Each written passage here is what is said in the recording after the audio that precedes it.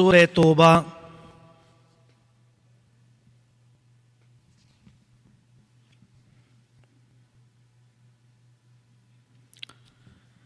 لسم سپارہ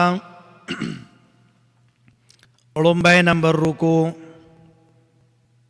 اڑمبے نمبر آیات سورہ توبہ لسم سپارہ اڑمبے نمبر رکو اڑمبے نمبر آیات اللہم صلی علی سیدنا ومولانا محمد وعلى آل سيدنا ومولانا محمد وبارك وسلم عليك سبحانك لا علم لنا إلا ما علمتنا إنك أنت العليم الحكيم رب اشرح لي صدري ويسر لي أمري واحلل عقدة من لساني يفقه قولي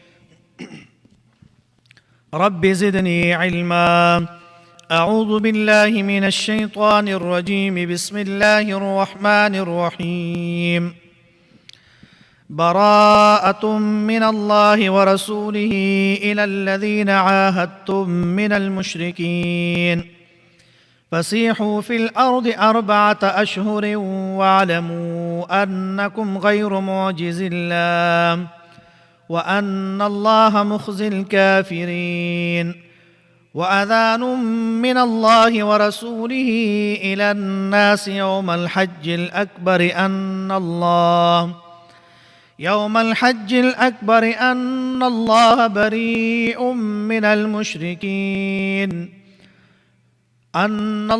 بريء من المشركين ورسوله فإن تبتم فهو خير لكم وإن توليتم فاعلموا أنكم غير معجز الله وبشر الذين كفروا بعذاب أليم إلا الذين عاهدتم من المشركين ثم لم ينقصوكم شيئا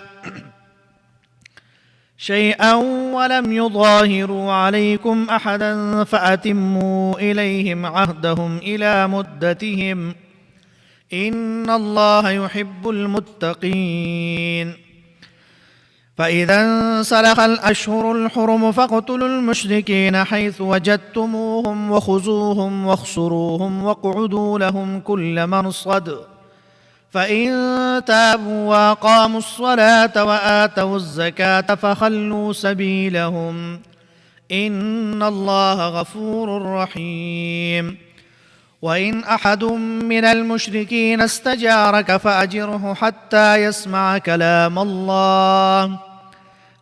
يسمع كلام الله ثم أبلغه مأمنه ذلك بأنهم قوم لا يعلمون صدق الله العظيم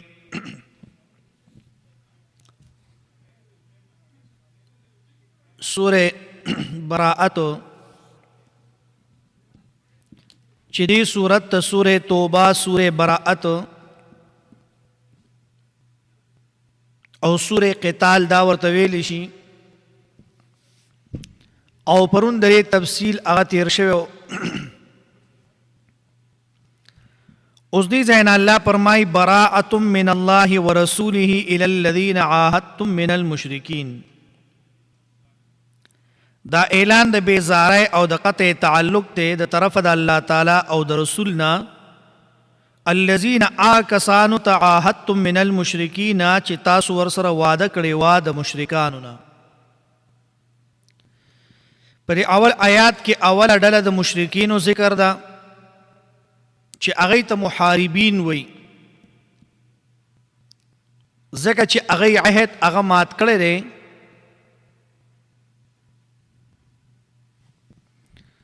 او بل دار چې هغه پکې داخل دي چې د هغه سره وعده غیر مؤجل هغه او یعنی هغه سره وعده غیر مؤجل وا نو عام پدې کې هغه داخل دی او داغي یو حکم هغه براءت ته او مراد د براءت نه هر قسم امن او ذمه لري کول دي او هر قسم تعلق چې دا ختمول دي او داغي بیان په آیت نمبر 5 آیت نمبر 12 آیت نمبر 15 آیت نمبر 17 آیت نمبر 23 آیت نمبر 28 آیت نمبر 36 آیت نمبر 73 آیت نمبر 113 کے بعد د دې ذکر چې دی دا برازي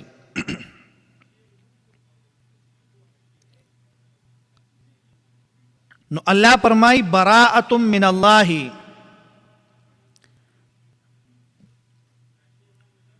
یعنی اعلان د بیزارۍ دی او قطع تعلق تر طرف د الله تعالی او د رسولنا الذين آکسانو تا عاهدتم من المشرکین چې تاسو ورسره وعده کړی وا د مشرکانو نه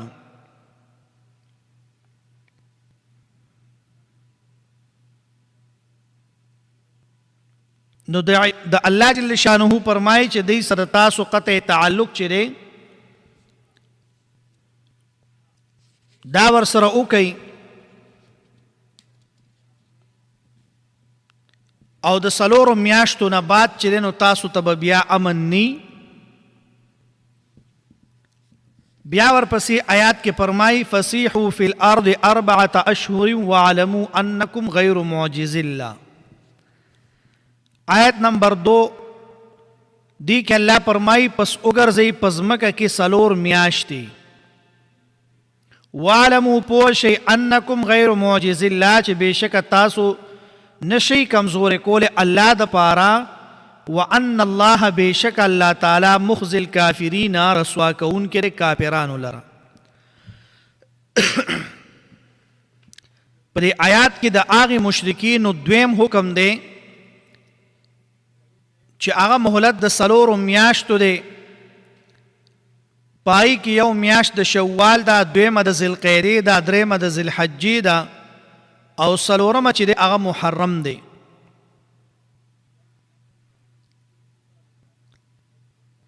ځکه چې د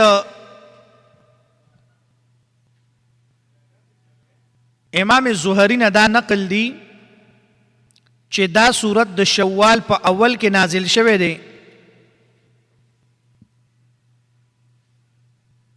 او دویم قول پکې دار چې د حج اکبر د ورځې نه څلور میاشتې دا به حسابیږي تر اخر تر ربیع الثانی پوری خو لیکن پر دواړو اقوالو کې اولنې قول چې دی نو دا غوره دی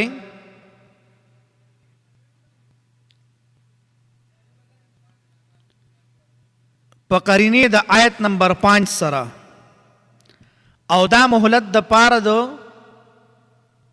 سوچ کولو دی د پاره د دې چې ایمان هغه راړي الله فرمایي فسیحوا فی الارض وګرځئ تاسو په ځمکه کې 4 اشهر څلور میاشتې واعلموا پوه شئ چې بېشکه انکم غیر معجز الله تاسو نشئ کمزورې کولی الله د پاره نو دا الله مهلت دی کافرانو ته منافقانو ته ورکو چې تاسو دا څلور میاشتې چې کومې ذکر شوي چې پای کې یو میاشت د شوال ذوالقعده ذوالحجه او محرم دا څلور میاشتې تاسو وګرځئ سوچ او فکر وکئ د دې څلورو میاشتو نه بعد به بیا امن نی بیا به چې دی نو ستاسو فیصله دا به کېږي دا څلور میاشتې به تاسو ته بلکل چې دی نو دا به امن وي او بعضې وایي چې نه د دې نه مراد دویم قول دا دی چې د حج اکبر هغه ورځ ده څلور میاشتې دا به حسابیږي د حج اکبر نه تر اخر ربیع الثانی پورې لیکن پر دې دواړو کې اولنې قول چې دی دا غوره دی په قرینې د آیت نمبر 5 سره او دا مهلت د پاره د فکر کولو دی د سوچ کولو دی الله فرمایي چې دی څوک ایمان نه اړي وعلمو په دې سره دوه وهمونه هغه دفع کوي وعلمو سره دوه وهمونه دفع کوي اول وهم دا دی چې آیا دا مهلت د وجه د عجز د الله تعالی نه دی د دې د مقابلې نه العیاذ بالله دا الله چې دې ته مهلت ورکوي نو دا د دې وجه نه ورکوي چې الله تعالی عاجز دی د دې د مقابلینا، نو جواب وشو انکم غیرو. په دې سره جواب وشو انکم نشي کمزور کولې تاسو غیر معجز الله، یعنی نشي کمزور کولې تاسو الله لرا، نشي عاجز کولې تاسو الله لرا. او دویم وهم داری چې دا مهلت دلالت کوي د دې په اکرام او په عزت باندې. نو دې ځای کې دا دواړه وهمونه دا پکړل. نو انکم غیر معجز الله، دویم وهم دا چې دا مهلت دا دلالت کوي د دې په اکرام او په عزت باندې. نو جواب وشو وان الله مخزي الکافرین، بشک الله تعالی رسوا کون کې د کافرانو د پاره. الله خو کافران رسوا کوي، ذلیل کوي.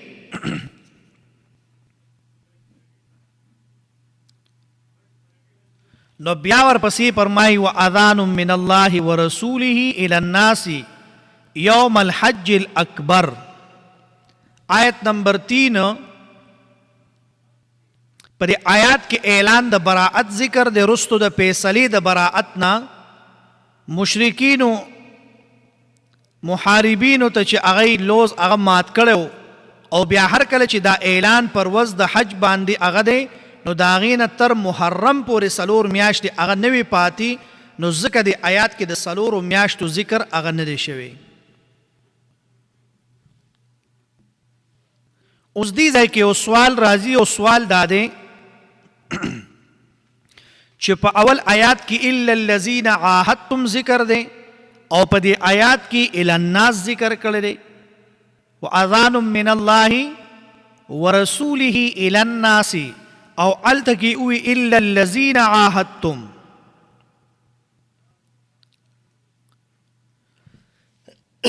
نو جواب دا دی چې هغه براءت خاص دی په هغه معاهدینو پوری چا سره چې وعده شوی دا چې لوز مات کړو، او دا اعلان چې دی نو دا عام د ټولو مشرکانو ته که هغه معاهد وي او که هغه نه وي، که واده ور سره شوي وي او که واده ور سره نه وي شوي، بلکې د اعلان په اورېدو کې مؤمنان هم شامل دي. جواب دا دی چې هغه براءت خاص ته په هغه معاهدینو پورې چې هغه لوز مات کړو، او دا اعلان عام د ټولو مشرکانو ته که هغه معاهد وي او که نه وي، بلکې د اعلان په اورېدو کې مؤمنان هم شامل دي. الله فرمایي ورسوله، او د رسول داغنا دا په ورسوله دا په رفع سره مبتدا ده او خبري هغه محذوب ته، او یا دا عطب ته په محل د اسم د ان باندې. فإن تبتم، نو فرمای یوم الحج الاکبر الی الناس خلقتا. نو یوم الحج الاکبر چې حج اکبر دا حج ته وی، او حج اکبر چې نو دا حج ته وی، او حج اصغر چې نو دا عمره ته وی.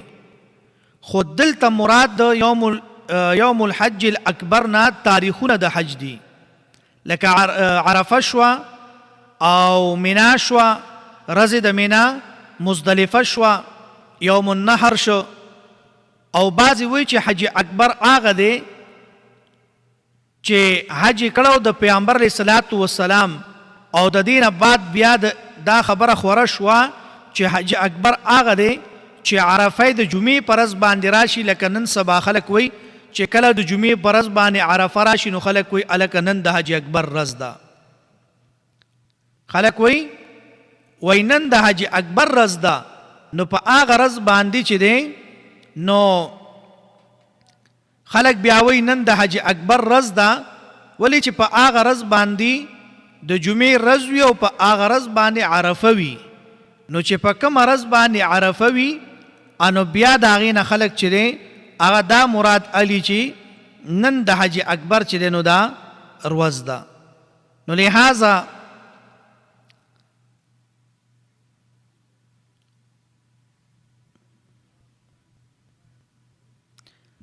بعضی علما چې دی نو هغه فرمایي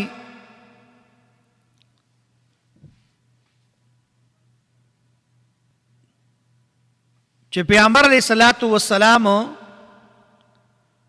هغه حج ته حج اکبر ویل دی او عمرې ته چې دی دا حج اصغر ویل دی. ثواب الله جل شانه دواړو له ورکوي. کم سړی عمرو کې هغه ته هم ثواب ملاویږي او کم سړی چې حج له ورشي هغه ته هم چې دی نو ثواب هغه ملاویږي. خو په حج کې مشقت ډیر وي او نن سبا ډیره اسانه ده چې خلک حج له لاړ شي نو اکثریت هلته علما وي. د پاکستان نه د یو ځای نه بل ځای نه هر ملک نه راغلي، د ژبې هم څه مسله نه وي. نو هر یو سړي ته ټیم په ټیم باندې د حج طریقه او هغه ځایونه چې هغې ته تلل لازمي دي نو هغه علما د هغې چې دی رهنمایي کوي.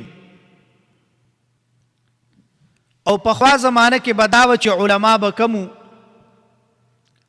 ډاکټر شیر علي شاه صاحب رحمت الله علیه هغې خبره کوله، وایي موږ په مدینه یونیورسټۍ کې سبق وي، مونږ طالبانو او په دې کې یو دوه باباګان چې وو نو هغه د حج له راغلي وو د پاکستان نه او بیا د پښتونخوا نه او بیا بره د قبایلو علاقو نه، او یې ښه مزیدار د عرفې په ورځ باندې هغوی لرې د عرفې نه یو ځای و په هغې کې به یې ښه مزیدار چې دی نو ډډه یې والې وه، یو اونه وه د هغې لاندې به ناستو سوري ته او یې دواړو ښه ګپ ګرم کړی.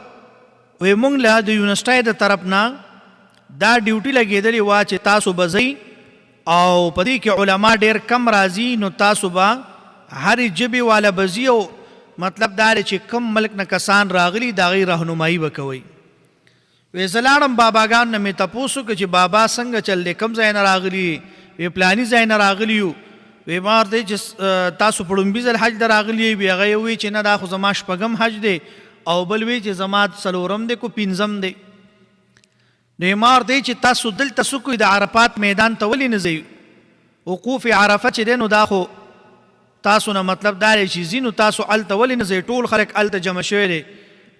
نو وی هغه ټایم مونږ داسې نوجوانان وي، ما ته وایي بچې دومره ښکلې مزیدار سوری د ګرمي ډېره زیاته ده، خو ده ته مې وی چې د دې ونې لاندې کښېنه دلته به ګپ شپ هم ولګو او عرفه به هم وشي، بیا به دوی سره یو ځای ځو. وی ما ورته ویي چې کاکا تاسو دې نه مخکې چې حج ته راغلي نو هم تاسو دلته ناست یئ؟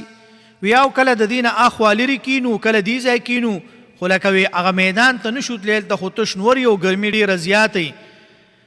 نو یې ما ورته بابا چې تا شپږ حجونه کړي، ستا شپږ حجه نه دي شوي او ده چې څلور یا پنځه کړي د ده څلور پنځه نه دي شوي. وی بچی راته لا څه وایي؟ وی ما ورته چې کاکا تاسو وقوف عرفه کړې نه ده، نو چې چا وقوف عرفه څوک ونه کړي نو هغه حج ونه شو. وی ما ورته چې د دې قضا به راړوي او تاسو چې دی نو ستاسو حجونه دا نه دي شوي. وی باباګان دا ځای نه په منډه باندې لاړل، ما یې چې اوس خو راغلي لاړ شي وقوف عرفې ته خو ورنږدې شي او هلته د عرفات میدان ته تاسو لاړ شئ چې دا حج خو موشي که نه. نو د حج مسائل دا ډېر زیات ګران دي. په سالمه فکر کې د ټولو نه ګران مسائل چې دي دا د حج دي. او بله خبره دا ده چې چا پریکټیکلی حج نی کړی نو هغه به دا مسلې وایي خو به پوهېږي نه په دې باندې. یا یو سړی عمره نی کړی نو هغه به دلته نه هغه به وایي چې داسې به کې داسې به کې داسې به کې، خو که مثال هغه پریکټیکلی وکړو نو هغه بیا په هر یو شي باندې پوه شي چې ښه دا داسې دی دا داسې دی. اوس مثال لکه یو سړی دی د ګاډي مصري دی، هغه وایي دنه به دا پلانې نټ کولاوې دا به داسې کې دا به داسې کې. اوس لیکچر تا ته درکوي ته اوري، خو لیکن تا پریکټیکلی هغه کار نه دی کړی. یا یو سړی د بجلی استاز دی او تا ته لګیایي چې په دې بورډ کې لس بټنې دي، دنه به چې دی نو دې کې به ګرم تار راتېری، ده کې به یخ راتېری، دلته به ارت ورکې دلته به دا کې، او تا هغه کار کړی نه دی نو که هغه تا نه مثال اخوا هم شي نو ته به چېرته بټن به دې الټه لګولي، چېرته مطلب دا دی چې تار به دې سم نه لګولی. نو لہذا دا هر کار چې دی دا چې پریکټیکلی وشي نو بیا انسان په هغې باندې هغه پوهېږي. نو فرمایي یوم الحج الاکبر، حج اکبر چې دی نو دا زمونږ په اصطلاح کې دا خبره مشهوره ده چې د جمعې په ورځ باندې عرفه هغه راشي یوم عرفه، نو بیا موږ وایو نن د حج اکبر ورځ ده. ځکه چې دا موافق دي د حج د پیغمبر علیه الصلاۃ والسلام سره چې هغه په حقیقت کې حج اکبر و. او عرفات میدان چې دی نو په دې کې آدم علیه السلام حوا بیبي دام ملاو شوي. پیغمبر علیه الصلاۃ والسلام د عرفات په میدان کې 6 غنټې په خپله اوښه مبارکه باندې ناستو او د امت د پاره 6 غنټې چې د دعاګانې غوښتي دي او الله ته یې جړلي دي. الله ته چې دی نو د امت د پاره ډېرې جړاګانې، د امت د پاره ډېر منتونه او د امت د پاره چې دی نو ډېر د خیر دعاګانې هغه یې کړي دي. لیکن نن د پیغمبر علیه الصلاۃ والسلام امت چې دی هغه د هغه سنت ته هغه کولو ته چې دی نو هغه تیار نه دی. د پیغمبر علیه السلام سنت په ځان کې راوستلو ته امت چې دی نو دا تیار نه دی. لیکن پیغمبر علیه الصلاۃ والسلام د امت د پاره ډېرې زیاتې جړاګانې کړي دي او ډېر زیات چې دی الله ته زارۍ مینتونه یې کړي دي. دام د پیغمبر علیه الصلاۃ والسلام دعا ده چې یا الله زما امت په یو ځله باندې نه هلاکې. لکه څنګه چې نور قومونه ګنې حقیقت دا دی چې نن د امت اعمال داسې حد ته رسېدلي دي چې د هغه قومونو نه بدتر شوي دي. د هغه قومونو د ټولو ګناهونو مجموعه چې دی هغه په مونږ کې راجمع شوې ده. خو لیکن دا د پیغمبر علیه الصلاۃ والسلام دعاګانې دي او دا د هغې هغه اثر دی چې الله جل شانه چې دی نو په دې امت باندې هغه دعاګانې هغه دی د پاره قبولې کړي دي او هغه یې لګولي دي. د دې امت د پاره پیغمبر علیه الصلاۃ والسلام چې دی د هغه دعاګانې هغه قبولې شوي دي. نو فرمایي ورسوله فإن تبتم، په دې کې ترغیب د توبې کولو ته په زمانه د مهلت کې. الله فرمایي فإن تبتم، پس که چرې تاسو توبه وباسله، یعنی فإن تبتم که تاسو توبه وباسله فهو خیر لکم، دا به ډېره غوره وي ستاسو دپاره. نو په دې کې ترغیب د توبې کولو ته په زمانه د مهلت کې چې دغه 4 میاشتې دي. او بیا فرمایي وإن تولیتم، او که تاسو مخ واړو فاعلموا، پوه شئ. په دې کې تهدید هغه مقصد دی او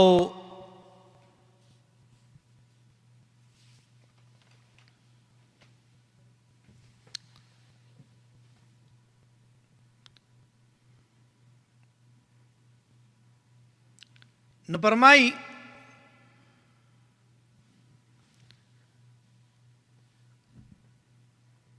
پدې کې تهدید چې دی نو دا مقصد پدې کې هغه دغه دی. نو الله جل شانه فرمایي چې فإن تبتم فاعلموا، پدې کې تهدید هغه مقصد دی او بل دا چې پدې کې دفع د وهم هغه مقصد و. لکه مخکې تیر شو الله فرمایي فاعلموا، پوه شئ تاسو انکم غیر معجز الله. په لومبي آیات کې ذکر شو، نو په دې کې الله جل شانه چې دی هغه ذکر کوي. نو فرمایي فاعلموا، پوه شئ انکم غیر معجز الله، چې تاسو نشئ کمزورې کولی الله دپاره. وبشر الذین، او زیر ورکه هغه کسانو ته کفرو چې کافران دي بعذاب علیم، په عذاب دردناک سره. اوس دې ځای کې وبشر الذین بشارت په طریقې د تحکم د مسخري سره ویلې دی. لکه مثال یو سړی بل پسې خندا کوي او هغه ته وایي چې راشه وګوره، ده ته هلکه زیری ورکه. د څه زیری ورکه؟ بس راشه زه په تا باندې یو ناشنا زیری کوم. هغه کې خوشحاله شي چې دی او په ما باندې څه زیری کوي. وایي راشه په تا باندې داسې زیری وکړم چې ته به هم حیرانې. وایي څه چل شوی دی؟ هلکه وایي بړستنې دی اور اغوستې ده، بړستنې دي اور اغوستی دی. نو لحاظه دی وایي مړه دا خو د خفګان خبر دی، هغه پسې یو قسم خندا غونته کې وکړي. نو الله فرمایي وبشر الذین، او زیر ورکه هغه کسانو ته کفرو چې کافران دي، کفر یې کړی دی، بعذاب علیم، په عذاب دردناک سره. او بیا ورپسې آیات کې فرمایي چې ګوره بعذاب علیم، په دنیا کې عذاب علیم دی دپاره څه شی دی؟ په دنیا کې په قتل او قید کولو سره او په آخرت کې په عذاب ابدي سره، په آخرت کې په عذاب ابدي سره. نو فرمایي چې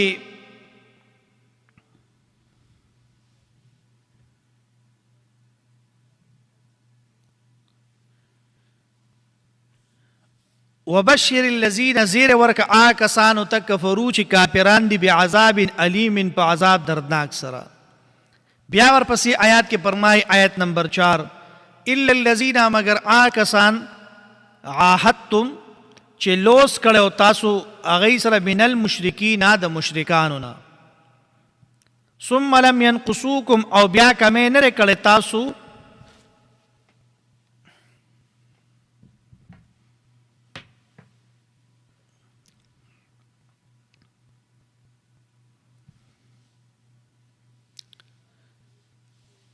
الا الذين عاهدتم من المشرکین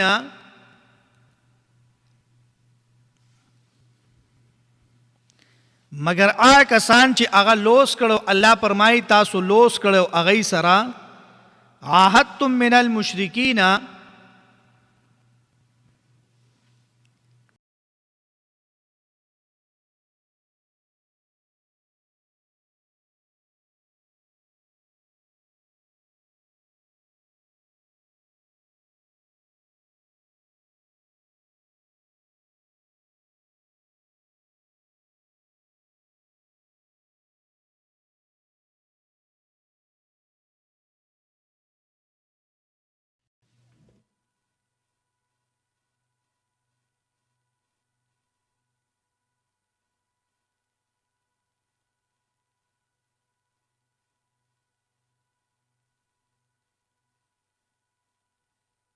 محبوب عاشقانو تا دی دائمی خیدیان و ډیر ستا محبت مینې شاړو غرونو باندې سر کړلای او ډیر ستا محبت مینې شاړو غرونو باندې سر کړلای او پاگل شولې ونی شو مینې ستا او تر کړلای پاگل شولې ونی شو مینې ستا او تر.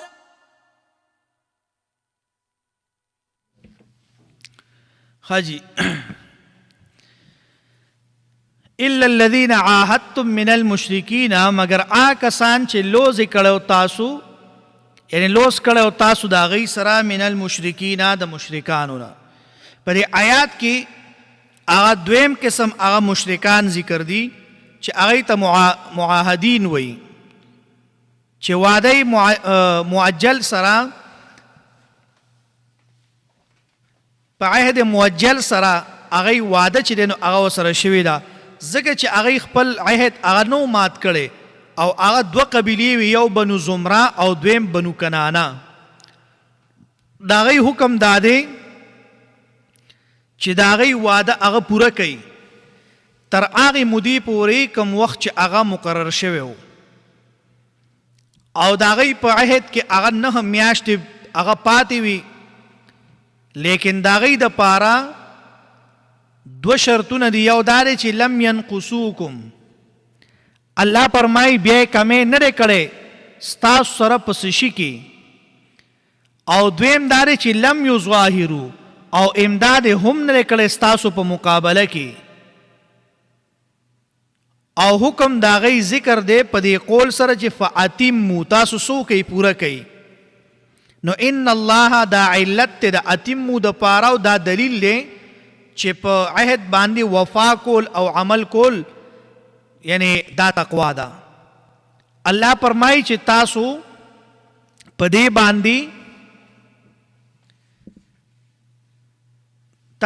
باندې وفا وکئ، نو دا ستاسو د پاره چې دی نو هغه یعنی دا اصل تقوا ده. تو ګوره دې آیات کې په 2 شرطونه د هغې دپاره ذکر کړل. یو خو دا دی چې لم ینقصوکم، بیا یې کمې نه دی کړی ستاسو سره په څه شي کې، او دویم دا دی چې ولم یظاهرو علیکم، نو امداد ام نه کړی ستاسو په مقابله کې احدن د اچا.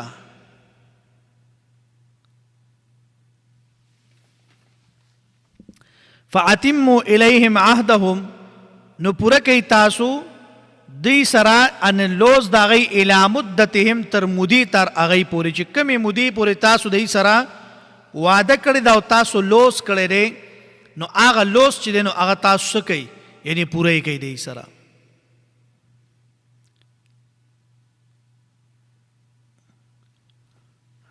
او الله فرمای ان الله بیشک الله تعالی یحب المتقین الله تعالی خوخی متقیانو یعنی محبت کې الله تعالی چا سره متقیانو سره.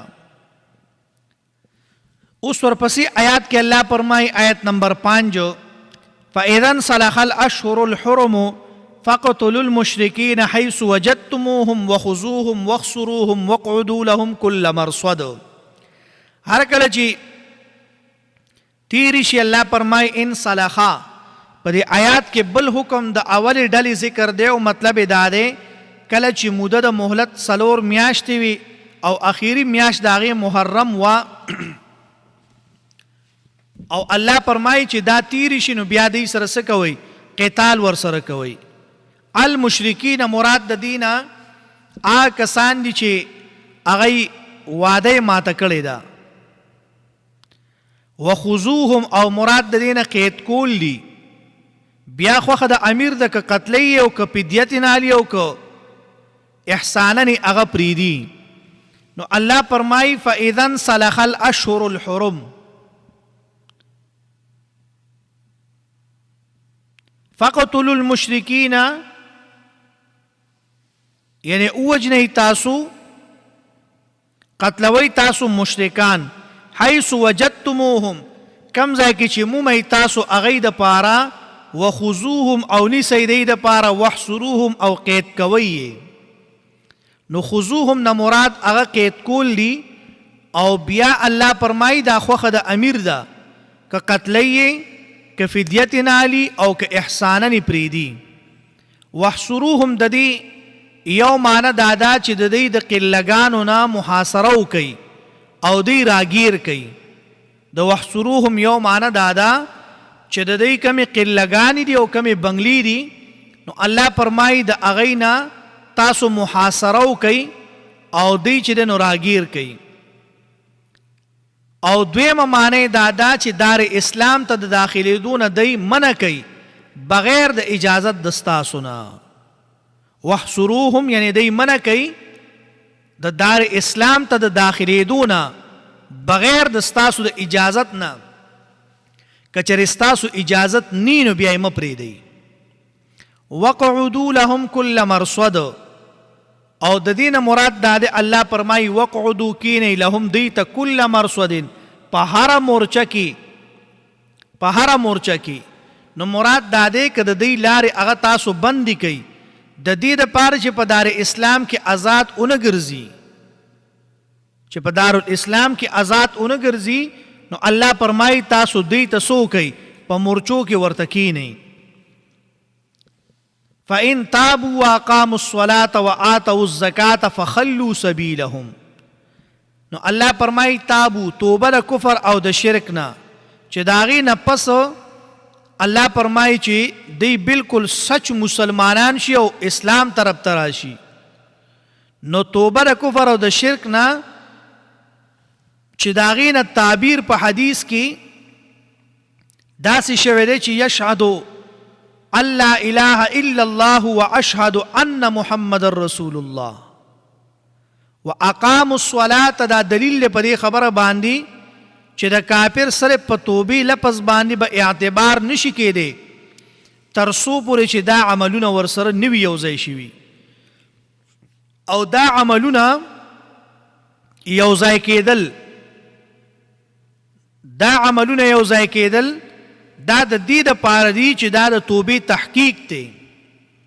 الله فرمایي فإن تابوا وأقاموا الصلاة یو خو به دی مونځ کوي. دویم دا دی وآتوا الزکاة او دی به زکات ورکوي. فخلوا سبیلهم پس خاري کوي لار د دی. نو الله فرمایي وآتوا الزکات. تفسیر ابن کثیر وی چې ابو بکر رضی الله عنه د زکات نه منع کوونکو سره د قتال د پاره په دې آیات سره دلیل نیولیو چې هغه وی واقاموا الصلاة وآتوا الزکات، چې چا د زکات نه هغه منع کول او هغه منع کوونکو نو هغه سره د جنگ د پاره دلیل نیولیو د دې آیات نه. فخلوا سبیلهم، او مراد د دې نه عصمت د وینو د مالونو د هغوی دی، لکه څنګه په حدیث د بخاری کې او په احمد کې هغه ذکر دی. نو دغه شانتی الله فرمایي چې فخلوا یعنی سبیلهم، نو یعنی خالی کوي لارې د دی. ان الله بیشک الله تعالی غفور الرحیم، الله بخون کې او مهربان دی. نو فخلوا احناف وی چې فخلو حکم په تابو باندې دا مرتب دی، نو که توبه نوی نو پخلو به نوی، او که چرې توبه وی نو بیا به پخلو وی. نو فرمای فخلو سبیلهم، او لارې چې دی نو دا د دی څه کوي، یعنی خالی کوي لاره د دی. ان الله بیشک الله تعالی غفور الرحیم، الله بخون کې او مهربان دی. بیا ورپسې آیات کې فرمای وَإِنْ أَحَدٌ مِّنَ الْمُشْرِكِينَ اسْتَجَارَكَ فَأَجِرْهُ حَتَّى يَسْمَعَ كَلَامَ اللَّهِ. او که یو تن د مشرکانو نه امن غواړي ستانه نو استجارک فاجره، امن ورکاوته حتی تر دې پورې یسمع چې واوري کلام الله، کلام د الله تعالی. ثم ابلغه مأمنا، بیا ور سره هغه ځای د امن یعنی مأمنا یعنی ځای د امن داغه ته بیا ورسوه. ثم ابلغه، بیا ورسوه هغه ځای د امن ته. نو ګوره آیت نمبر 6 په دې کې دریم قسم د مشرکینو ذکر دی چې هغوی ته مستأمنین وی، او حکم د هغوی دا دی چې کافران که دارالاسلام ته د داخلېدو اجازت وغواړي نو هغوی له اجازت ورکول پکار دی، لیکن مقصد بداوی چې هغوی به په دارالاسلام کې قرآن پاک واوري چې هغه ذریعه د حصول د علم د وحدانیت د الله تعالی ده، او دا ذکر د اهم مقصد دی، او بغیر د دین نور مقصدونو د پاره چې هغه شرعن هغه منع نوي، یعنی هغه دا چې امن ورکول دا جایز دی. لکه پیغام راړل، طلب د صلح او راړل د جزیه. تفسیر ابن کثیر ذکر کړی دی. یسمع کلام الله، دا صریح دلیل دی چې مسموع کلام الله دی، او دا مذهب د سلف و صالحینو دی چې مطلوع او مسموع او مکتوب کلام الله دی. او هغه قول هغه غلط دی چې څوک کوئی چې دا کلام لفظی دی او دا دلیل په کلام نفسی باندې، او کلام نفسی کلام الله دی، نو دا قول پکې غلط دی. ابلغه مأمنا، یعنی بیا د خپلې سرحدي پولې نه واړوه چې خپل وطن ته ورسی. اهل علم وی چې تر کال پورې د دیره کېدو اجازت دا نشي ورکېدی، د 4 میاشتو پورې اجازت چې دی دا به ورکول کېږي، د 4 میاشتو نه رستو چې دی نو دته به اجازت دا به نشي ورکولی. دته به اجازت صرف چې دی نو دا به د څه وي، دا به د دک کې وي چې دی 4 میاشتې تیرې کړي، او بیا ورته تو وایي چې د 4 میاشتو نه بعد ستا کیسه دلته ختمه ده، تر کاله پورې به دله اجازت په دارالاسلام کې دا به نه ورکې، کنې دی به ډېر نقصانات چې دي دا به دی په دارالاسلام کې جوړ کړي، د مسلمانانو په مابین کې به توڑ پیدا کړي، مسلمانان به چې دی دا به د یو بل خلاف کړي، او نور به هم داسې ډېر کارونه وکړي. نو الله فرمایي چې بیا به دی څه کوي، د خپلو پولو نه به یې واړئ حتی یسمع کلام الله. داسې پرېږده چې دی وګرځي په دارالاسلام کې وګرځي او پای کې وویني. ثم ابلغه مأمنا، بیا ورسوه هغه ځای د امن داغه ته. ذلک بانهم، دا په دې وجه قوم لا یعلمون چې دی داسې قوم دی چې دی نه پوهېږي. ځکه دې کافرانو ته خو الله په 9 سپاره کې وایي چې اولئک کالانعام، دا خو په شان د زناورو دي دا کافران. ور الله ورته زناور وایي او موږ وایو نه، دا کافران چې دي دا زموږ دوستان دي. کافر د مسلمان دوست چرې نشي کېدی، ځکه چې الله یو خبره کوي نو خو دروغ نه کنه. نو الله فرمای چې دا کافران چې دي قوم لا یعلمون، دا داسې قوم دی چې دی نه پوهیږي. ترجمه ته وګورئ. فرمای براءة من الله، اعلان د جدای دی. براءة یعنی اعلان د جدای دی من الله د الله نه، ورسوله د پیغمبر داغنا، د رسول داغه د طرف نه. الى الذين اخلقتا عاهدتم چې لوز ور سره کړی تاسو، من المشرکین د مشرکانو نه. فسیحوا فی الارض، پس اگرزی پزمکه کې 4 اشهر سلور میاشتی. وعلموا پوشی انکم غیر معجز الله، بیشک تاسو نشی عاجز کول کمزور کول الله د پارا. وان الله مخزي الكافرین، بیشک الله شرمون کړي کافرانو د پارا. مخزي معنا الله شرمون کړي چا د پارا؟ کافرانو د پارا. واذان من الله، اعلان د الله تعالی، ورسوله او داغ د رسول د طرفنا، الى الناس خلقتا یوم الحج الاکبر، پر وز د حج لوی باندې. ان الله بریء من المشرکین، بیشک الله بیزار دی من المشرکین د مشرکانو نه. ورسوله او د رسول داغنا، فان تبتم پس کچره توبه او یستل تاسو، فهو خیر لکم، نو دا غره تاسو د پارا. وان تولیتم او کچره مخواړو تاسو، فعلموا پوشی انکم غیر معجز الله، بیشک تاسو نشی عاجز کول الله د پارا. وبشر الذین، الله فرمای زیر ورکا کسانو تا کفرو چې کفر کړي دي، بعذاب علیم، پعذاب دردناک سرا. الا الذین، مگر کسان عاهدتم چې لوز ور سره کړي تاسو، من المشرکین د مشرکانو نه. ثم لم ينقصوکم، بیا کمې نه کړي تاسو سره پلوس کې شیئا، یعنی اس کمې. ولم یظاهروا، او نی مدد کړي دی علیکم ستاسو په مقابله کې، احدن د اچا سره. فاتموا، نو پوره کوي الیهم داغی سره، عهدهم یعنی لوز داغی، الى مدتهم تر مقرر نیټې پورې.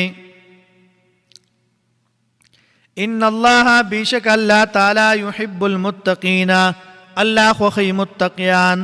فاذا انسلخ الاشهر الحرم، پس کله چې تیری شي میاشتې د عزت مندې، فقتلوا المشرکین، بیا وجنی مشرکان، حیث وجدتموهم، کم ځای چې بیا مومئ تاسو هغوی لره.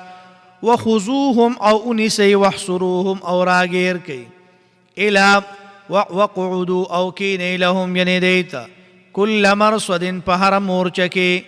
فان تابوا، پس کچرې توبه وباسله دی، واقاموا الصلاة، پابندي وکړه د مانځه، وآتوا الزکاة، ورکو زکات، فخلوا، نو پرېږدئ خالق سبیلهم لار د دی. ان الله، بیشک الله تعالی، غفور الرحیم، الله بخونکی و مهربان دی. وان احد من المشرکین، او کچری یو کس د مشرکانو نه، استجارک یعنی پناه وغواړي تانه، فاجره، نو پناه ورکا، حتی تر دې پورې یسمع کلام الله، چې واوریا کلام د الله تعالی. ثم ابلغه مأمنا، بیا ورسوه یعنی زید امن خپلتا. ذالک بانهم، دا ځکه بیشک دی قوم یو داسې قوم دی، لا یعلمون چې دی نه پوهیږي. صدق الله العظیم. آمین. الحمد لله رب العالمین، والعاقبة للمتقین، والصلاة والسلام على رسوله محمد وآله واصحابه اجمعین. یا الله زموږ د ټولو ګناهونه معاف کړي. الله چې کوم صغیره کبیره ګناهونه دي، الله په ټولو باندې عفو کلم راکاږي. الله پیغمبر علیه الصلاۃ والسلام چې کوم د خیر دعاګانې کړې دي، الله داینه موږ ته خیر راکړي. الله چې د کوم شرور آفتونو مصیبتونو نه پناه وختره، الله داینه موږ ته پناه راکړي. الله زموږ د ټولو په حال باندې رحم وکړي. الله زموږ د ټولو حوایج برابر کړي. الله مشکلات هم حل کړي. الله پریشانۍ هم ختم کړي. الله مصیبتونه تکلیفونه رانه لرې کړي. الله د ظالمانو د ظلم نه، الله د شریرانو د شر نه، الله د حاسدینو د حسد نه، الله د بغضیانو د بغض نه، ساحرانو د سحر نه، نظر باز او نظر نه الله مونږ ټول وساتي الله چې سوره بیماران دي الله ټول بیماران ته شفای کامله عاجله نصیبه کړي الله که په کورونو کې دي که په هسپتالونو کې الله هر ځای کې الله ټول ته شفای کامله عاجله نصیبه کړي الله زمونږ د ټولو په حال باندې رحم وکړي الله زمونږ د ټولو حوایج برابر کړي الله که چا کورونه ني الله هغوی ته کورونه ورکړي الله که چا کورونه وي الله پای کې ورته خیر او برکت واچي الله چې په کومو کورونو کې پریشانۍ دي الله د هغې پریشانۍ ختمې کړي الله که چا اولاد ني